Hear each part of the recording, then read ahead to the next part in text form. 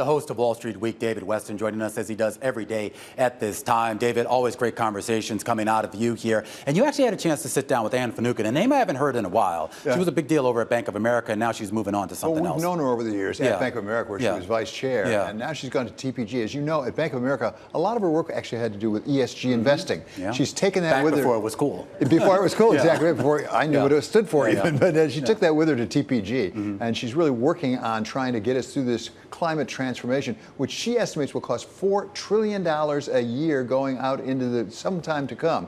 So we talked to her today specifically about where that money's going to come from. It's a big number. It would seem impossible, right, to get there, but at least half of it is kind of accounted for already.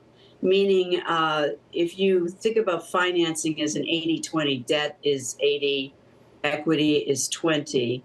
So I'll use on the debt side. Just looking at the annual reports from banks around the world, you can easily get to $2 trillion. I mean, I know Bank of America and their numbers on sort of what they do in terms of financing of the SDGs is about 8% of the overall effort. I just talked to someone at HSBC. They said their number is about 200 million. And I think that JP is probably about that too. So you can get to $2 trillion by extrapolating out. If B of A is 8% of the whole, then you get to about 1.8, maybe 2 trillion. And then equity is another 400 or 500 billion on top of that. So there you have $2.5 trillion. And that's this year. And of course, that's without the IRA and without just projected growth as it is. So I think you could, over time, in the next several years, see your way to $3 trillion, given what a boost the IRA has been. That leaves at least $1 trillion. And so now you're really running into who needs the other trillion and how do you get it?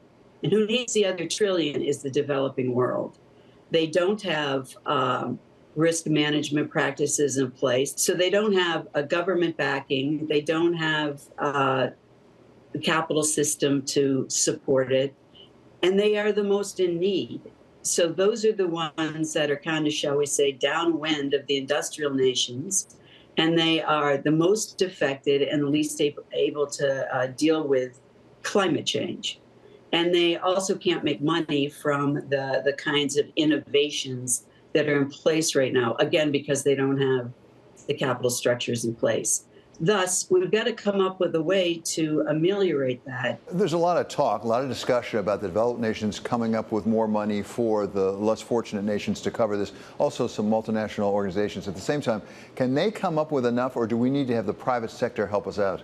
Well, I'd argue you need the private sector. I think there is a large body of work and thousands of companies that believe the following could work.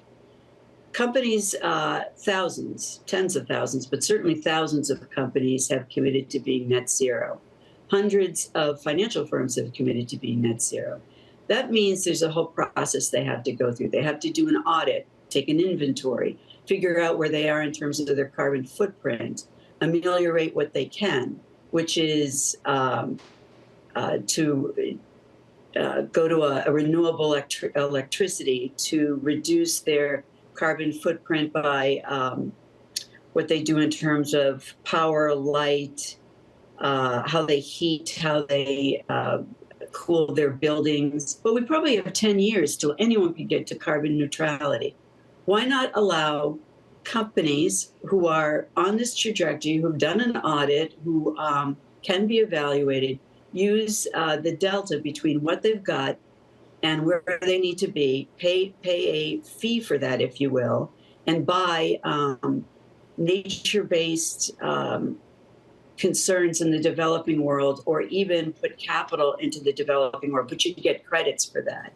And as you know, Gina McCarthy and I put an editorial together that ran in Bloomberg about a week ago, and we really argued, think of this like the compliance markets. What does that mean? In the compliance markets, and I'll use California as an example, and now I'm really going to simplify this, but this is about right. And that is, if you're a car manufacturer and you have a certain emissions level that they are allowing, if you get over, If you go over it, you pay. And if you're under it, you can sell your extra credits to either another company, or it's a cap and trade. You either meet your goals or you don't. And if you don't meet your goals, you pay. This is the same idea of covering credits. It's just done on a voluntary basis. To make that work, and by work I really mean the ultimate goal is actually to help save the climate, to actually make sure we are having fewer emissions than we have had in the past. To make it work, do you need some third-party entity to audit it and enforce it, whether it's a government or otherwise? Well, I don't think we're going to see a government do it in the U.S. I do not think we will see a national or federal compliance program.